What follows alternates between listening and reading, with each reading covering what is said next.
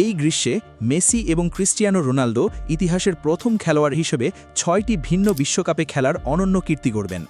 বর্তমানে মাত্র ৬ জন পুরুষ ফুটবলার ৫টি বিশ্বকাপে অংশ নিয়েছেন। রোনালদো, মেসি, মেক্সিকোর অ্যান্তোনিও কারবাহাল, জার্মানির লোথার মাথেউস, মেক্সিকোর রাফায়েল মার্কেজ এবং মেক্সিকোর আন্দ্রেস গুয়াকাদো।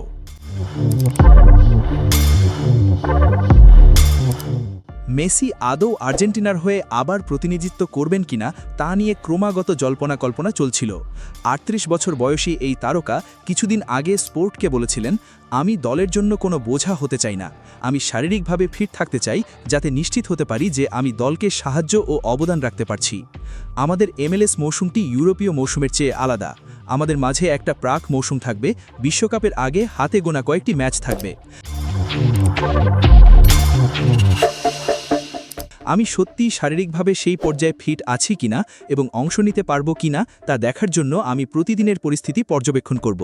তবে স্পষ্টতই আমি জানি যে এটা একটা বিশ্বকাপ এবং এটা অত্যন্ত বিশেষ। বিশ্বকাপ হলো সবচেয়ে বড় প্রতিযোগিতা, তাই আমি রোমাঞ্চিত, তবে আমি প্রতিটি দিন ধরে ধরে এগোচ্ছি।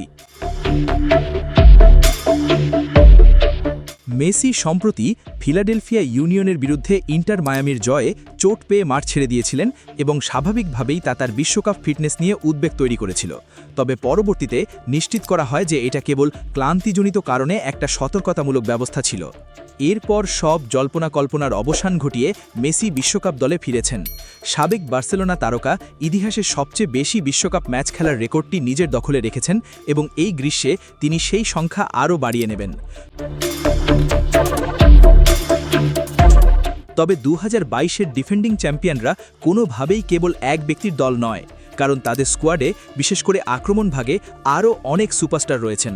হুলিয়ান আলভারেজ কাতারে মেসির এক চমৎকার সঙ্গী হিসেবে নিজেকে প্রমাণ করেছিলেন এবং তাকেও বিশ্বকাপ দলে রাখা হয়েছে।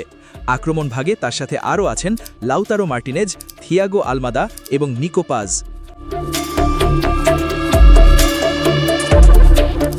বিশ্বকাপ জয়ের পরপরই টানা 2 বছর বিশ্বের সেরা গোলরক্ষক হিসেবে ইয়াসিন ট্রফি জেতা এমিলিয়ানো মার্টিনেজকেও আবারও দলে রাখা হয়েছে।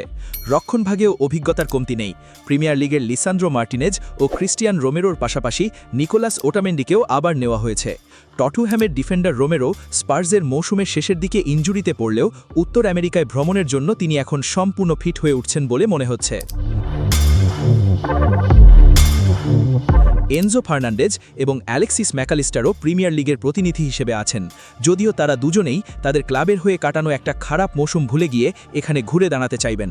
অন্যদিকে পাওলো দিবালা, আলেখান্দ্রো গার্নাচো, ফ্রাঙ্কো মাস্তানান্তুনো এবং এমিলিয়ানো বুয়েন্দিয়াও উল্লেখযোগ্য বাদ পড়াদের মধ্যে অন্যতম। আর্জেন্টিনা স্কোয়াডে 17 জন সদস্য 2022-এ বিশ্বকাপ ট্রফি ছুঁয়ে দেখেছিলেন। সবাই ফিট থাকলে এবার আর্জেন্টিনা কিভাবে মাঠে নামতে পারে? সম্ভবত লিওনেল স্কালোনি প্রচণ্ড আক্রমণাত্মক 4-3-3 ফরমেশন সাজিয়ে মাঠে নামবেন। দলে থাকবে Martinez, Molina, Romero, Otamendi, Tagliafico, Mac Allister, Paredes, Fernandez, Messi, Alvarez, Paz. গোলপোস্টের নিচে মার্টিনেজ নিশ্চিতভাবেই শুরু করবেন, তবে কোচ স্কালোনিকে রক্ষণভাগের কেন্দ্র নিয়ে কিছুটা দ্বিধাহীনতায় ভুগতে হবে। মাঠে তার বিশ্বস্ত সেনাপতি ওটামেন্ডি, তবে তার পাশে খাড়ার জন্য রোমেরো এবং লিসান্দ্রো মার্টিনেজের মধ্যে তীব্র লড়াই হবে।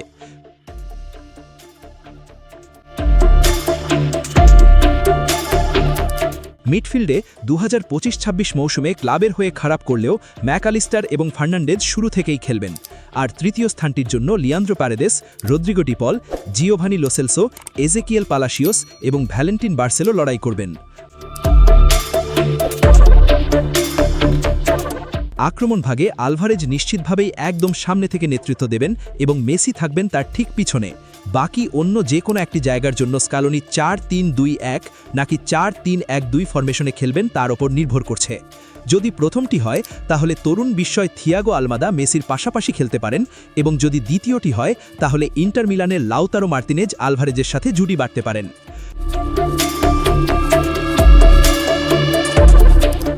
বাছাই পর্বে আলমাদা ফ্রন্টলাইনের বাম দিকে বেশিরভাগ ম্যাচ শুরু করেছিলেন, তবে তিনি এবং মেসি দুজনেই প্রায় সময়ে সেন্ট্রাল বা মাঝমাঠের দিকে চলে আসতেন। আর্জেন্টিনা যদি তাদের বিশ্বকাপ ধরে রাখতে পারে তাহলে আমরা হয়তো আকাশের দিকে আঙুল তোলা মেসির সেই বিখ্যাত উদযাপনের আরও একটি স্মৃতি উপহার পাব।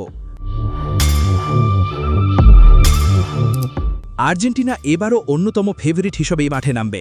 দলটিতে অভিজ্ঞ ও তরুণের দারুণ মিশ্রণ রয়েছে এবং মেসির শেষ বিশ্বকাপকে রাঙিয়ে তুলতে পুরো দল মরিয়া থাকবে। লাইক এবং সাবস্ক্রাইব করুন স্পোর্টস বাংলা আপডেট। ধন্যবাদ।